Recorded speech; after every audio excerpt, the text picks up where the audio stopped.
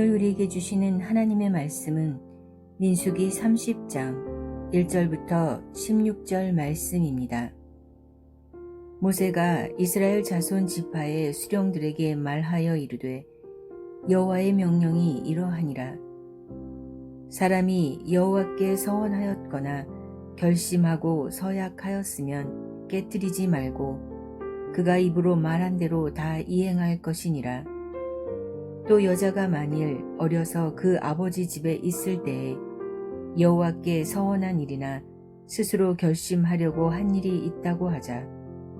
그의 아버지가 그의 서원이나 그가 결심한 서약을 듣고도 그에게 아무 말이 없으면 그의 모든 서원을 행할 것이요 그가 결심한 서약을 지킬 것이니라. 그러나 그의 아버지가 그것을 듣는 날에 허락하지 아니하면 그의 서원과 결심한 서약을 이루지 못할 것이니 그의 아버지가 허락하지 아니하였은즉 여호와께서 사하시리라. 또 혹시 남편을 맞을 때에 서원이나 결심한 서약을 경솔하게 그의 입술로 말하였으면 그의 남편이 그것을 듣고 그 듣는 날에 그에게 아무 말이 없으면 그 서원을 이행할 것이요 그가 결심한 서약을 지킬 것이니라. 그러나 그의 남편이 그것을 듣는 날에 허락하지 아니하면 그 서원과 결심하려고 경솔하게 입술로 말한 서약은 무효가 될 것이니 여호와께서 그 여자를 사하시리라. 과부나 이혼당한 여자의 서원이나 그가 결심한 모든 서약은 지킬 것이니라. 부녀가 혹시 그의 남편의 집에서 서원을 하였다든지 결심하고 서약을 하였다 하자. 그의 남편이 그것을 듣고도 아무 말이 없고 금하지 않으면 그 서원은 다 이행할 것이요 그가 결심한 서약은 다 지킬 것이니라. 그러나 그의 남편이 그것을 듣는 날에 무효하게 하면 그 서원과 결심한 일에 대하여 입술로 말한 것을 아무것도 이루지 못하나니 그의 남편이 그것을 무효하게 하였은즉 여호와께서 그 부녀를 사하시느니라. 모든 서원과 마음을 자제하기로 한 모든 서약은 그의 남편이 그것을 지키게도 할 수 있고 무효하게도 할 수 있으니 그의 남편이 여러 날이 지나도록 말이 없으면 아내의 서원과 스스로 결심한 일을 지키게 하는 것이니 이는 그가 그것을 들을 때에 그의 아내에게 아무 말도 아니하였으므로 지키게 됨이니라. 그러나 그의 남편이 들은 지 얼마 후에 그것을 무효하게 하면 그가 아내의 죄를 담당할 것이니라. 이는 여호와께서 모세에게 명령하신 규례니 남편이 아내에게 아버지가 자기 집에 있는 어린 딸에 대한 것이니라.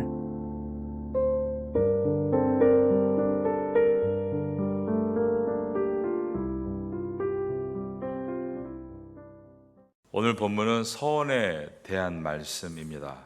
서원이란 한자어로 맹세할 서의 원할 원으로서 히브리 원어로는 네데르라는 단어입니다. 말 그대로 맹세한다라는 뜻입니다. 오늘 본문인 민수기 30장은 그 앞에 민수기 29장 39절과 연결되어 있습니다. 29장 39절에 보면 이렇게 되어 있습니다. 너희가 이 절기를 당하거든 여호와께 이같이 드릴지니 너희의 서원제다라고 되어 있습니다. 서원제는 제사의 한 규례로 서원을 이루고 나서 그것을 기념하여 드리는 제사입니다. 이 내용이 있고 나서 이제 민수기 30장이 시작이 됩니다. 옛날에는 장과 절이 없었습니다. 그러니까 서원제에 대해서, 즉 서원에 대해서 구체적으로 설명하고 있는 것이 오늘 본문 민수기 30장입니다. 서원에 대한 대전제는 30장 2절에 나와 있습니다. 1절과 2절을 보겠습니다. 모세가 이스라엘 자손 지파의 수령들에게 말하여 이르되 여호와의 명령이 이러하니라. 사람이 여호와께 서원하였거나 결심하고 서약하였으면 깨뜨리지 말고 그가 입으로 말한 대로 다 이행할 것이니라. 바로 이것이 오늘 이야기의 대전제입니다. 하나님께 드린 서원은 반드시 지켜야 한다라고 하시는 것입니다. 여기에 서원과 서약을 구분하는데, 서원은 하나님이 무엇을 내게 주신다면 나도 무엇을 하나님께 드리겠습니다, 조건적인 의미이고, 서약은 내가 이 일에 하나님을 걸고 맹세합니다, 일방적인 자기의 결정입니다. 우리 주변에 서원 기도하는 분들 종종 보게 됩니다. 가령 병든 분들은 병을 고쳐주시면 제가 하나님을 위해서 열심히 일하겠습니다. 입시를 앞둔 학생들은 원하는 대학에 합격하도록 도와주시면 신앙생활을 열심히 하겠습니다. 진급심사를 앞둔 직장인들은 이번에 꼭 진급되게 해 주십시오. 그렇게 된다면 물질적으로 주님의 교회를 더 섬기겠습니다. 진급심사를 놓고 가장 간절하게 기도했던 분들이 저는 군인들이라고 생각이 드는 게, 제가 청년 시절 군 복무 때 저희 부대 안에 독수리 교회가 있었습니다. 대부분 군대는 군대 안에 있는 종교시설로 교회 이름이 독수리 부대라고 이름을 짓는데요. 심사 처리되면 진급을 위해서 대위 계급을 가진 중대장님들이 소령 계급을 얻기 위해서 무던하게 노력하고 또 교회에 나와 기도합니다.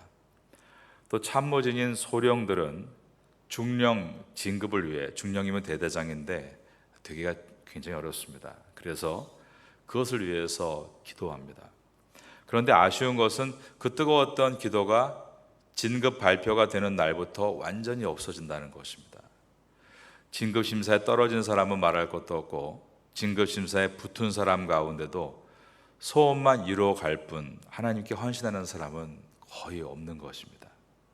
그래서 이 서원 기도가 마치 하나님과 딜하는 것 같고, 자신이 필요할 때만 하나님을 의지하는 것 같아서 별로 좋아 보이지가 않습니다.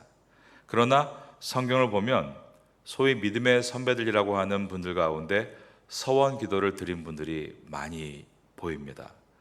우리가 아는 야곱은 창세기 28장 20절에서 다음과 같은 서원 기도를 했습니다.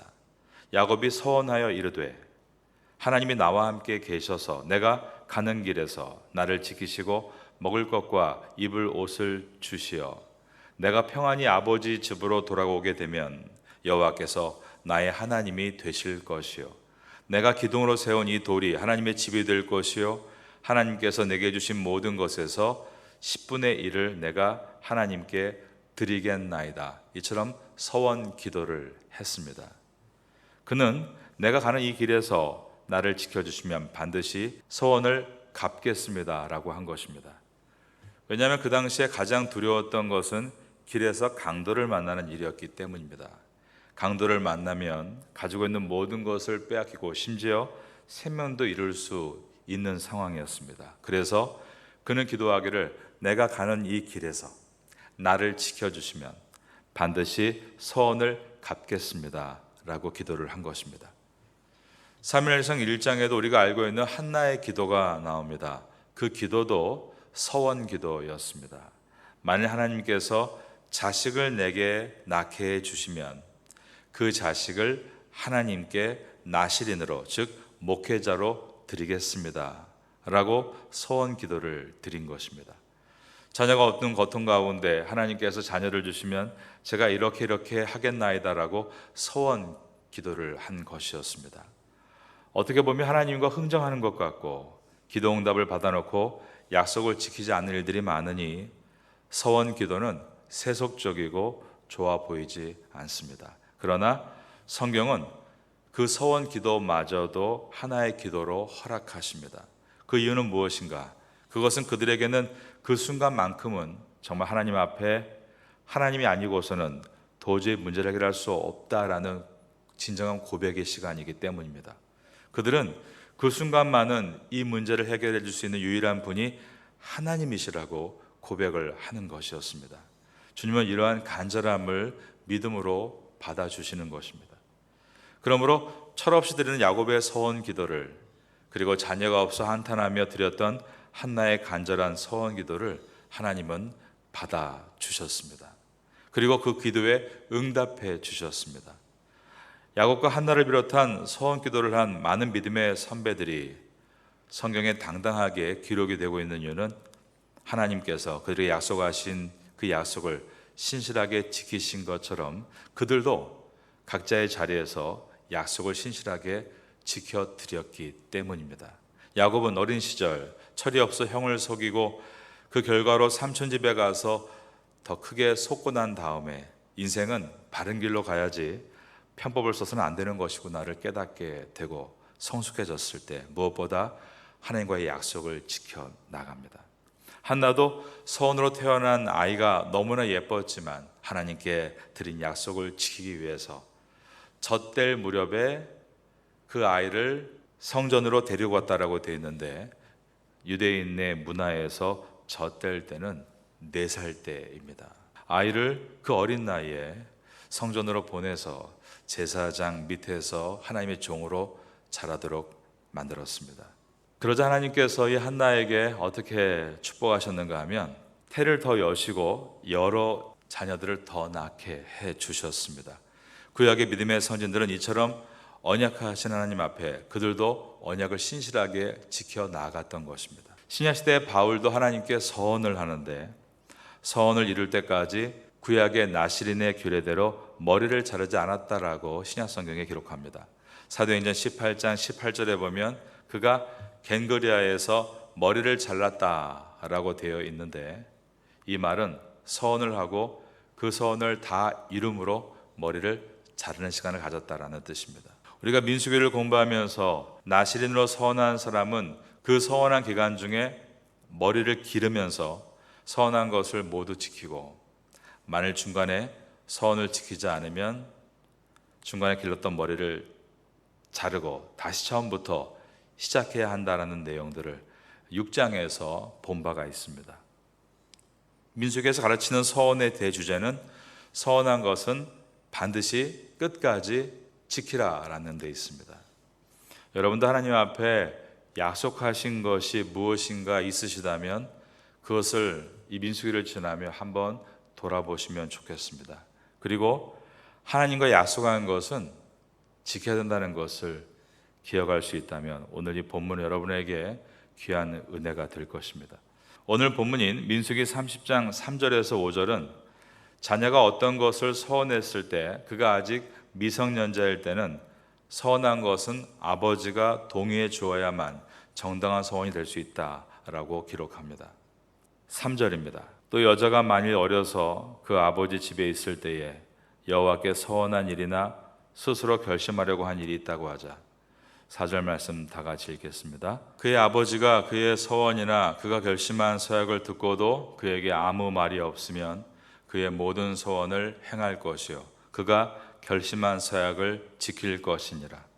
그러나 그의 아버지가 그것을 듣는 날에 허락하지 아니하면 그의 서원과 결심한 서약을 이루지 못할 것이니 그의 아버지가 허락하지 아니하였은즉 여호와께서 사하시리라. 가령 어릴 적에 선교사가 되겠어요. 바울 선생님처럼 저는 결혼을 안 하겠어요. 어린 나이에 그런 서원 기도를 했다 할지라도 가정 결정권자인 아버지가 동의해 주지 않았다면 그 서원은 무효가 될 수 있다라는 말씀입니다. 6절부터 8절은 결혼 전 처녀가 어떤 것을 서원했을지라도 결혼 후에 남편이 동의해 주지 않으면 그 서원은 무효라고 되어 있습니다. 또 혹시 남편을 맞을 때 서원이나 결심한 서약을 경솔하게 그의 입술로 말하였으면 그의 남편이 그것을 듣고 그 듣는 날에 그에게 아무 말이 없으면 그 서원을 이행할 것이요 그가 결심한 서약을 지킬 것이니라. 그러나 그의 남편이 그것을 듣는 날에 허락하지 아니하면 그 서원과 결심하려고 경솔하게 입술로 말한 서약은 무효가 될 것이니 여호와께서 그 여자를 사하시리라. 가령 결혼 전에 자매가 나는 결혼해서 남편과 함께 저 오지 선교사로 가겠다 하나님께 서원을 했어도 결혼한 남편이 그것을 동의해 주지 않는다면 그 서원은 무효가 된다라는 뜻입니다. 결혼 후에도 어떤 것을 서원하려고 할 때 남편의 동의가 없으면 그것은 무효가 됩니다. 10절부터 12절의 말씀입니다. 부녀가 혹시 그의 남편의 집에서 서원을 하였다든지 결심하고 서약을 하였다 하자 그의 남편이 그것을 듣고도 아무 말이 없고 금하지 않으면 그 서원은 다 이행할 것이요 그가 결심한 서약은 다 지킬 것이니라. 자, 12절 같이 읽겠습니다. 그러나 그의 남편이 그것을 듣는 날에 무효하게 되면 그 서원과 결심한 일에 대하여 입술로 말한 것을 아무것도 이루지 못하나니 그의 남편이 그것을 무효하게 하였은즉 여호와께서 그 부녀를 사하시느니라. 가령 내가 하나님의 영광을 위해서 교회에 땅을 내놓겠습니다, 이런 서원 기도를 했어도 남편이 동의해 주지 않으면 그 서원은 무효가 되는 것입니다. 이것은 주님께서 가정의 중요성을 보여주는 것으로서 교회의 가장 최소 단위인 가정이라는 곳에서 아버지이자 남편인 가장의 중요성을 보여주는 말씀입니다. 오늘날 한국 교회를 보면 여성분들이 남성분들보다 신앙이 더 뜨거운 것을 보게 됩니다. 청년 때도 보면 자매들이 형제보다 신앙이 더 뜨겁습니다. 그래서 이 가정 안에서 보면 항상 남편보다 아내가, 그리고 청년들 안에서도 교제할 때 보면 형제보단 자매들이 더 신앙적으로 우위에 있는 모습들이 참 많이 있습니다. 대부분의 남성들이 사회에서는 굉장히 카리스마가 있고 야성이 있는데 어떤 신앙적인 것에 있어서는 야성이 없는 경우가 많습니다. 이렇게 말을 하는 것이죠. 나는 회사 다니기 바쁘니까 당신이 대신 나를 위해 기도해달라. 이것은 당신이 알아서 해라. 모든 결정을 아내에게 맡기려 하고 자녀에 관한 것도 중요한 결정을 아버지로서 기도하고 결정하는 것이 아니라 그냥 아내에게 다 떠넘기는 경우가 많은 것입니다. 그러니까 가정이 점점 역기능이 생기고 여성들이 스스로 자신이 영적 가장이라고 생각을 하고 남편의 동의 없이 결정하는 일들이 생겨지게 됩니다. 성경이 얼마나 이것을 실질적으로 다루고 있는가, 여러분께 고린도전서 7장에 있는 말씀을 잠시 소개해 드립니다. 고린도전서 7장 5절에 보면 우리가 많이 들어본 말씀이 있습니다. 서로 분방하지 말라, 다만 기도할 틈을 얻기 위하여 합의상 얼마 동안은 하되 다시 합하라. 이는 너희가 절제 못함으로 말미암아 사탄이 너희를 시험하지 못하게 하려 함이라. 여기에서 분방하지 말라는 말씀은 그저 각방을 하지 말라는 것이 아니라 부부로의 성적인 관계를 말합니다. 젊은 사람들이 들으면 낯뜨거운 말인데 성경은 이렇게 실질적으로 분명하게 내용들을 기록합니다.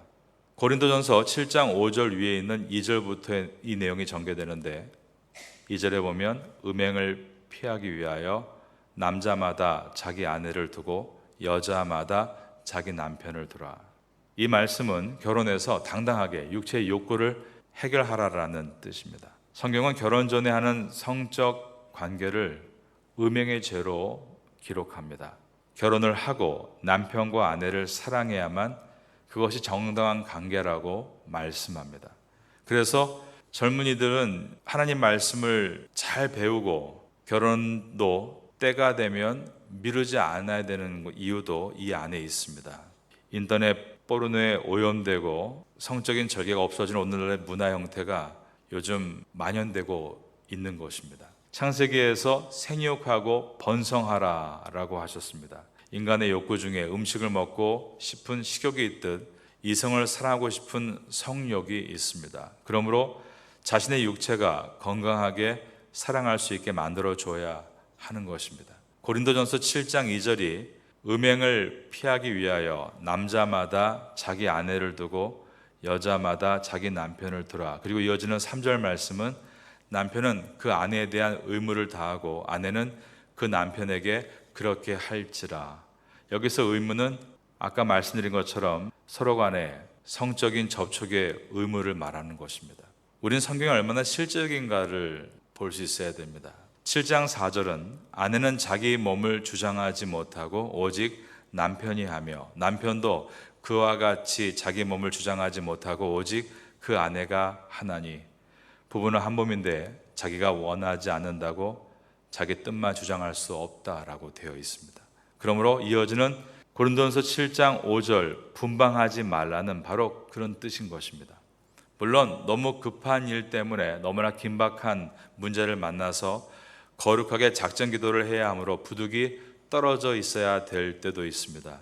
그런데 이어지는 7절에 보면 그렇다 할지라도 기도의 틈을 얻기 위하여 합의상 꼭 서로 동의를 얻어야 하고 얼마 동안은 하되 그 기간을 반드시 정해야 하며 다시 합하라라고 되어 있습니다.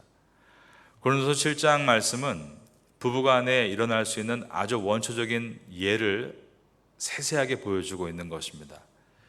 이 말의 뜻은 이것 외에도 모든 것에 있어서 혼자 결정하고 혼자 서원할 수 없고 부부는 항상 모든 일에 함께 상의하고 동의를 얻어야 한다는 것을 보여주고 있는 말씀입니다. 그러니 여러분, 남편의 동의 없이 아내의 동의 없이 혼자 계획한 것이 있다면 그것이 무엇인가를 돌아보고 내려놓으셔야 합니다. 그리고 그것을 부부가 함께 얼굴을 맞대고 솔직하게 이야기하고 상의를 하십시오. 그리고 함께 기도하십시오. 그리고 함께 비전을 받으십시오. 여러분의 가정이 이와 같이 질서 가운데 함께 상의하고 결정해 나가는 가정이 될 수 있기를 예수님의 이름으로 축원합니다. 오늘 본문 민수기 30장 5절을 다시 보겠습니다. 그러나 그의 아버지가 그것을 듣는 날에 허락하지 아니하면 그의 서원과 결심한 서약을 이루지 못할 것이니 그의 아버지가 허락하지 아니하였은즉 여호와께서 사하시리라. 중요한 단어가 여호와께서 사하시리라입니다. 용서하신다는 뜻이죠. 이 말씀은 서원의 중요성을 강조하신 것으로서 이 경우에는 동의를 받지 않으므로 무효가 되어 용서받을 수 있다. 이 말은 바꿔 말하면 서약한 것이 무효가 되지 않으면 반드시 지켜야 하고 그렇지 않으면 벌을 받는다라는 뜻이 들어있는 것입니다. 30장 8절도 보겠습니다. 그러나 그의 남편이 그것을 듣는 날에 허락하지 아니하면 그 서원과 결심하려고 경솔하게 입술로 말한 서약은 무효가 될 것이니 여호와께서 그 여자를 사하시리라. 아무리 여자가 결혼 전에 서원했어도 남편이 동의하지 않으면 무효가 되어 사함을 받을 수 있다. 즉 용서받을 수 있다. 다른 말로 한다면 만약에 지키지 않으면 벌을 받게 된다라는 말인 것입니다. 12절도 보겠습니다. 그러나 그의 남편이 그것을 듣는 날에 무효하게 하면 그 서원과 결심한 일에 대하여 입술로 말한 것을 아무것도 이루지 못하나니 그의 남편이 그것을 무효하게 하였은즉 여호와께서 그 부녀를 사하시느니라. 여기도 중요한 단어가 여호와께서 사하신다입니다. 즉 서약한 것이 무효가 되지 않으면 반드시 지켜야 되고 그렇지 않고 서약한 것을 반드시 지켜야 되는데 지키지 않는다면 벌을 받게 되는 것이다라고 말씀하고 있는 것입니다. 하나님께 서원한 것은 반드시 지키라. 이것이 오늘 본문의 가르침입니다. 전도서 5장 4절에 보면 내가 하나님께 서원하였거든 갚기를 더디하게 하지 말라. 하나님은 우매한 자들을 기뻐하지 아니하시나니 서원한 것을 갚으라 라고 하셨고 이어지는 전도서 5장 7절에는 꿈이 많으면 헛된 일들이 많아지고 말이 많아도 그러하니 오직 너는 하나님을 경외할지니라 라고 하면서 말 많고 꿈도 많아서 헛된 말을 많이 하는 것에 대해 두려워할 줄 알아야 된다라고 기록하고 있습니다. 무엇을 하겠다 쉽게 말하고 지키지 않는 입술의 공수표에 대해서 성경은 엄숙하게 말씀하고 있는 것입니다. 신명기 3장 21절에도 내 하나님 여호와께 서원하거든 갚기를 더디하지 말라. 내 하나님 여호와께서 반드시 그것을 내게 요구하시리니 더디면 그것이 내게 죄가 될 것이라 라고 말씀하셨습니다. 신명기 23장 22절과 23절에도 내가 서원하지 아니하였으면 무죄하리라. 그러나 내 입으로 말한 것은 그대로 실행하도록 유의하라. 무릇 자원한 예물은 내 하나님 여호와께 내가 서원하여 입으로 언약한 대로 행할지니라. 입으로 언약한 대로 행할지니라 라고 하셨습니다. 하나님께 헌금을 드리는 일에 있어서 드리겠습니다 서원을 해놓고 다시 생각해 보니 아깝다고 말을 바꾸면 그것이 마음에 덫이 된다는 것입니다. 잠언 20장 25절에 함부로 이 물건은 거룩하다 하여 서원하고 그 후에 살피면 그것이 그 사람에게 덫이 되느니라 라고 말씀합니다. 이에 관한 대표적인 사건이 사도행전에 나오는 헌금을 서원해 놓고 후에 아까워서 감추다가 마음이 덫이 되어 죽은 아나니아와 삽비라의 사건입니다. 우리는 스스로 경솔하게 서원해서는 안 되고 서원하기 전에 반드시 가정 안에서 자녀일 경우는 부모님과 상의하고 부부일 경우에는 부부간에 신중하게 상의한 다음에 그렇게 서원했을 때는 반드시 지켜야 합니다. 경솔한 서원이어도 서원을 하면 반드시 지켜야 된다. 대표적인 그 이야기가 사사기 11장에 들어있는 입다에 관한 이야기입니다. 입다가 사사로 부름받아서 이스라엘 전체의 지도자로 암몬 족속과 싸울 때 이길 수가 없는 것입니다. 그래서 그는 기도하기를 이 전쟁에 이기게만 하신다면 저는 이러이러한 서원을 합니다. 그 내용은 승리하고 돌아올 때 저를 가장 먼저 마중 나오는 사람을 하나님께 산 제물로 드리겠습니다. 매우 엉뚱한 서원을 했습니다. 산 사람을 제물로 드리다니요. 이것은 하나님이 가르쳐 주신 예배의 방법이 아닙니다. 그러나 한번 서원한 것은 반드시 지켜야 된다는 것을 하나님께서 깨닫게 하시기 위해서 이제 있다가 돌아올 때 처음 배웅 나온 사람을 제물로 바쳐야 되는데 다름 아닌 그의 외동딸 무남 동료가 나오는 것이었습니다. 하나님은 그 말한 것을 지키라고 하십니다. 그래서 그의 대가 끊기는 비극이 일어납니다. 이처럼 서원은 무서운 것입니다. 서원하는 것은 매우 신중해야 되고 반드시 지켜야 되는 것임을 사사 이따를 통해서 보여주신 것입니다. 예수님은 서원에 대해서 어떻게 말씀하시는가? 마태복음 5장 33절 이하에 보면 또 옛사람에게 말한 바 헛맹세를 하지 말고 내 맹세한 것을 주께 지키라 하였다는 것을 너희가 들었으나 나는 너에게 이르노니 도무지 맹세하지 말지니 하늘로도 하지 말라 이는 하나님의 보좌이며 땅으로도 하지 말라 이는 하나님의 발등상이며 예루살렘으로도 하지 말라 이는 큰 임금의 성이며 내 머리로도 하지 말라 이는 내가 한터럭도 희고 검게 할 수 없음이라. 오직 너희 말은 옳다 옳다 아니라 아니라 하라. 이에서 지나는 것은 악으로 나느니라. 예수님은 서원을 하지 말라라고 하셨습니다. 그러면 이 말씀이 구약 시대에는 서원을 하라고 하셨고 신약 시대에는 절대로 서원을 하지 말라고 하신 말씀인가? 그것이 아닙니다. 이 문맥의 핵심은 33절에 들어 있습니다. 헛맹세를 하지 말라라는 것에 있습니다. 즉 약속을 하면 반드시 지켜야 한다는 것을 예수님께서 말씀하신 것입니다. 하나님께 맹세합니다. 하나님께 약속합니다. 말로만 떠들고 전혀 지키지 않는 세대를 향해서 예수님은 탄식을 하고 계신 것이었습니다. 그렇게 할 바에 하지 말라는 것입니다. 오늘날 우리가 너무 쉽게 입술에 죄를 짓고 살아갑니다. 하나님께 약속만 할 뿐 지키지 않는 것입니다. 하나님께도 약속을 지키지 않으니 사람에게도 약속을 지키지 않는 사람이 되어버리고 맙니다. 그 결과 크리스천이라는 위대한 이름을 갖고 있음에도 불구하고 저 사람 신용 없는 사람이다 낙인을 받는 것입니다. 우리는 이 심각성을 깊이 있게 생각해야 합니다. 하나님은 선한 것을 지키는 성도에게 반드시 축복을 주시는 하나님이십니다. 제가 알고 있는 한 분이 계십니다. 오래전에 뱅콕에서 크게 사업을 하셨습니다. 그런데 1997년 IMF가 오고 나서 사업이 점점 안 됐습니다. 빚을 지게 됐습니다. 한 번은 12월 30일을 송구 영신 예배를 드리기 위해 준비하고 있는데 그분에게 돈을 빌려준 어떤 한국 사람이 빚을 갚으라고 한국에서부터 날라온 것입니다. 12월 31일 새벽 0시 전에 소동이 벌어졌습니다.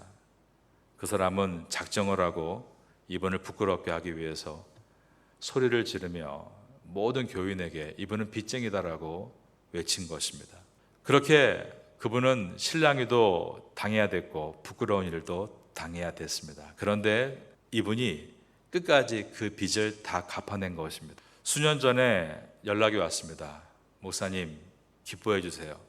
제가 그 빚을 다 갚았습니다. 라고 연락을 주신 것입니다.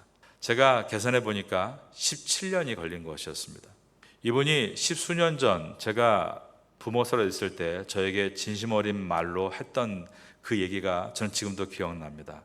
이렇게 말씀했습니다. 목사님, 정말 하나님 아니었으면 저는 야반도주했을 겁니다.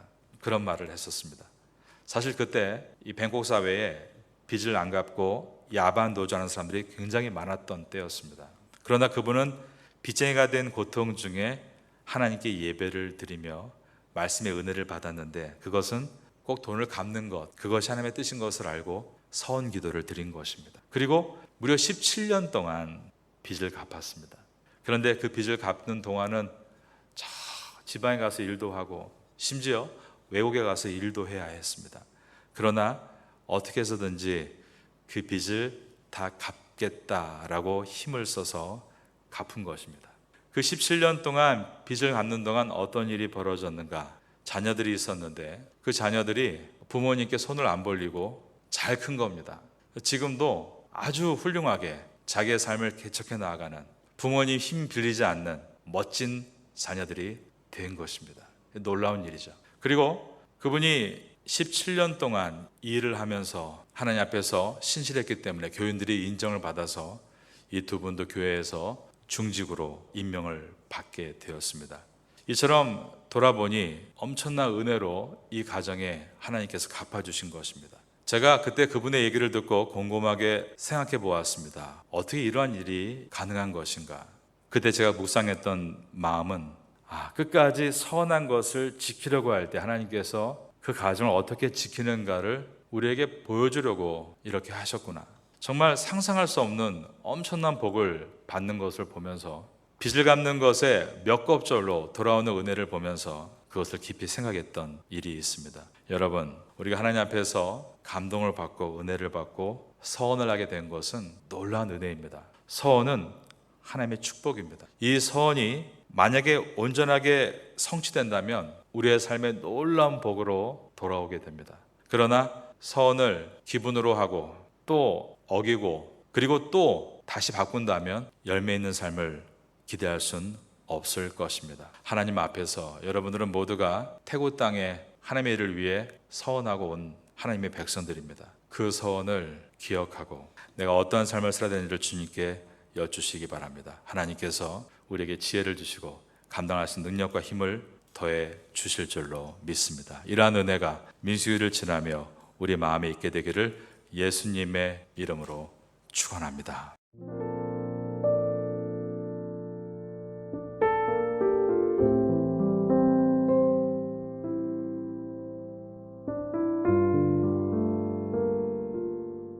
지금은 함께 마음을 열고 기도하는 시간입니다. 5월에 우리가 함께 품고 기도할 제목을 나눕시다. 주일마다 온 가족이 한자리에 모여 하나님께 예배드리는 사랑 가득한 믿음의 가정이 되게 하소서. 출퇴근 길마다 부부간에 부모와 자녀 간에 축복의 말이 오가며 하루를 따뜻하게 시작하고 마무리하게 하소서. 외롭고 힘겨운 이웃들의 마음에 주님의 따스한 위로가 스며들게 하소서. 5월 24일과 25일 중고등부 캠프가 주님의 인도하심 속에 은혜롭게 준비되게 하소서. 이 시간 말씀을 붙잡고 드리는 우리의 기도가 삶 속의 아름다운 열매로 미치기를 소망합니다.